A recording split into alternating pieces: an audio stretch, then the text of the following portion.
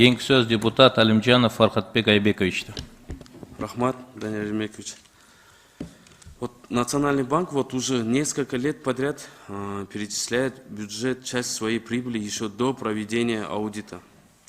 Скажите, а как на данное решение Нацбанка реагируют внешние аудиторы при проверке? Уважаемый Фархат Айбекович, на самом деле в прошлом году мы досрочно перечислили часть из нашей прибыли. В принципе, это такого рода операция была согласована с внешним аудитором. Но это является нарушением? Нет, мы согласовывали с внешним аудитором, и они, в принципе, сказали, если вы... Можете, например, отчет аудитора за прошлый год, что написано аудитором по данному вопросу? Вот это согласование и все, что ли? Внешний аудитор разрешил нам перечисление, досрочное перечисление части прибыли.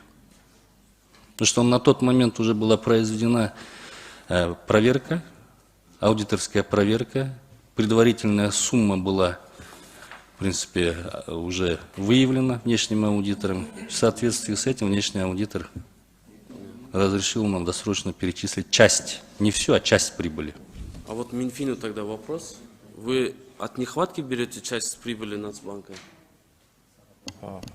Министерство финансов берет средства, потому что им необходимо для покрытия дефицита бюджета. Ну, у меня такой вопрос, вот, уважаемые депутаты. У нас сейчас вот недостроенные школы, да, там, которые строятся более 10 лет. А чтобы закончить объекты, нужно около 40 миллиардов сомов. А вот у нас есть что в резерве, да, хранится 70 миллиардов сомов. Мы можем вот это поддержать, что 40 миллиардов туда направить? Жоқ, эми бул жерде тармак көп да жетпеген. Ошондуктан бизде жылына каралган каражаттар бар бүгүн капвложенияга. На сегодняшний день мы в среднем где-то 10 миллиардов карадык.